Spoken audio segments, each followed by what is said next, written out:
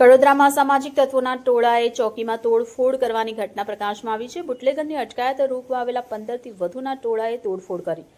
ગણપતિના આગમનમાં ઓમ હાજર ચેપટેવી બાતમી પોલીસને મળતા પોલીસ ઓમને પકડવા પહોંચી હતી। ઓમ વાસફોડિયાની કડોદરા 4 રસ્તા ખાતે પોલીસ ચોકીમાં લાવ્યા હતા। ઓમને પાસા હેઠળ ધરપકડનો વોરંટ ઇસ્યુ થયો હતો। વોરંટના આધારે પોલીસ ઓમ વાસફોડિયાને કડોદરા ચોકીએ લઈ આવી હતી। ઓમને લઈ આવતા લિસ્ટેડ બુટલેગર ઈશ્વર વાડફોડિયાના પરિવારજનો કડોદરા ચોકીમાં ધસી આવ્યા હતા। બુટલેગર ઈશ્વરના પરિવારજનો અને પોલીસ કર્મીઓ વચ્ચે માથાકૂટ થઈ હતી। માથાકૂટમાં ઈશ્વરના પરિવારજનોએ પીએસઆઈની ચેમ્બરનો કાચ તોડી નાખ્યો હતો।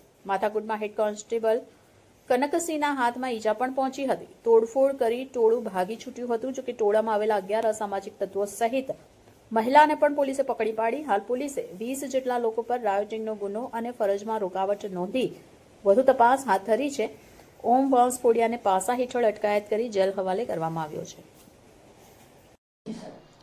ગઈકાલે કડોદરા પોલીસ સ્ટેશનમાં એક રાયોટ અને ફરજ રૂકાવટનો ગુનો દાખલ કરેલો છે। હકીકત એવી છે કે ઓમપ્રકાશ વાસફોડિયા કરીને છે, જે ભૂરી ફળિયામાં રહે છે કડોદરામાં, એના ઉપર પાસાનું વોરંટ જાહેર થયેલું 21 તારીખનું, ગઈ 21 તારીખનું, અને પોલીસ એને શોધતી હતી। એ દરમિયાનમાં આ લોકો ગણપતિનું આગમન લઈને લગભગ 25 થી 30 માણસો આવતા હતા, અને એમાં આ ઓમપ્રકાશ છે એવી અમારા પીએસઆઈ રામાણીને હકીકત મળેલી, અને એ ટોળામાંથી રામાણીએ એને ઉપાડી લીધેલો। ટોળામાંથી ઉપાડીને પોલીસ ચોકીએ લઈ આવેલા। પોલીસ ચોકી લઈ આવ્યા પછી પોલીસ ચોકીએ આ લોકો જે ટોળું હતું એ આને છોડાવવા માટે પાછું પોલીસ ચોકી આવેલું। પોલીસ ચોકી આવી, એમાં ધક્કામુક્કી કરી, એક ચોકીનો જે કાચનો દરવાજો છે એ કાચનો દરવાજો ઉખાડી નાખેલો, તોડી નાખેલો, અને મીનવાઇલ તમામ પોલીસ ત્યાં પહોંચી ગયેલી, થાણા અધિકારીઓ અને એલસીબી પણ ત્યાં જ હતા, અને આ લોકોને જે ઓમપ્રકાશ હતો એને પોલીસ સ્ટેશને લઈ આવ્યા અને એનું પાસાનું વોરંટ બજવી અને એને